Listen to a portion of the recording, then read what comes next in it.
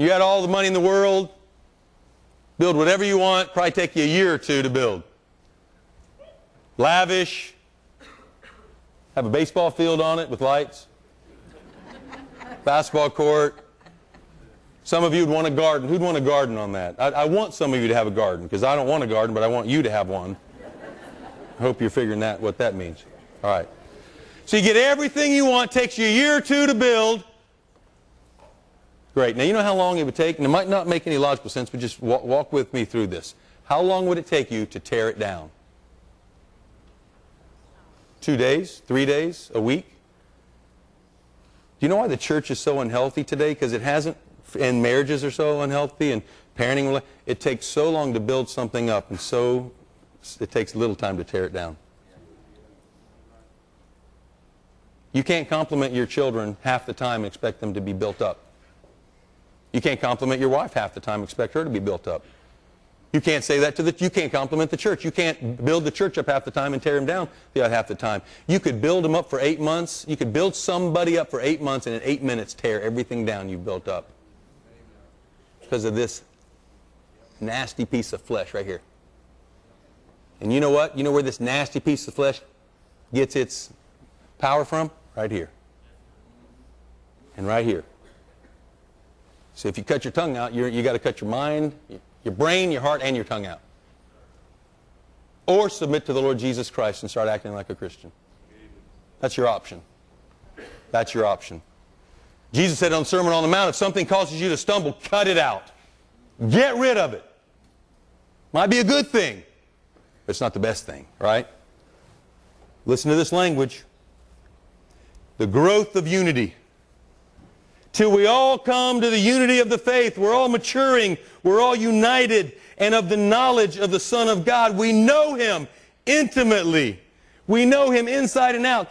Ask me something about, look, you may not know everything about what a pastor does. You may not know all the pastoral epistles. You may not understand Revelation. I'm going to be in Revelation 20 tonight. 2 more evening sermons on Revelation, the great white throne judgment. You may not know everything about Revelation. You may not know a lot of things about the Bible, but every Christian, every single Christian, when asked about Jesus, should be able to say a lot of things about Him. That's your guy. That's your doctrine. I don't know about that, buddy, but let me tell you about Jesus. I'm not sure about Washington. I'm not sure about this or that. Let me tell you, we have a knowledge of Jesus that's got to be Sunday school teacher, pastors, etc., horsepower people in the pew, leave here with a greater knowledge of Jesus. That's what a healthy church looks like. To a perfect man, teleos is the word, perfect, complete, mature. Well, what does that look like? To the measure of the stature of the fullness of Christ. When people consistently mistake you for Jesus, that's when you've got where I want you.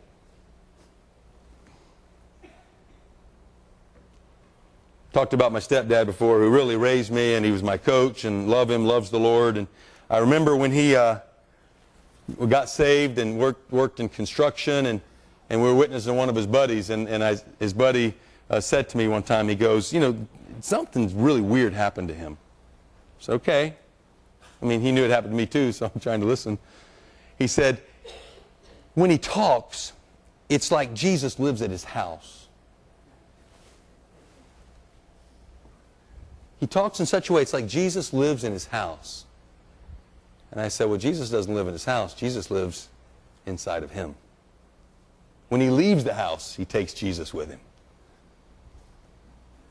How many of us, don't raise your hand, how many of us, we don't take Jesus to work on Monday?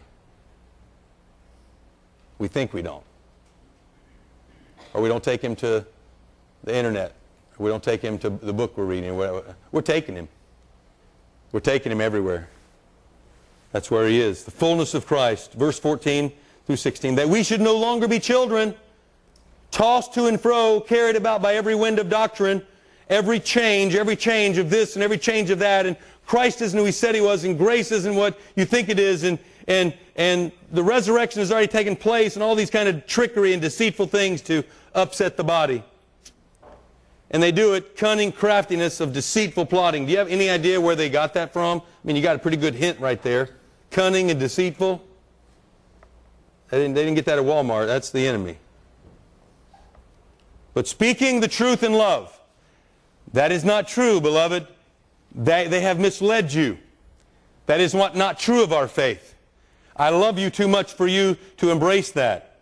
We've got to may grow up in all things into Him who is the head, that is Christ. One Lord is the one head of the body.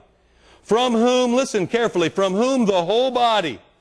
Who is the whole body? Every believer in Ephesus, every believer in Colossae, every believer in Rome, from the beginning of time till now. Every believer in Tennessee, every believer in Wilson County, every believer in Lebanon, every believer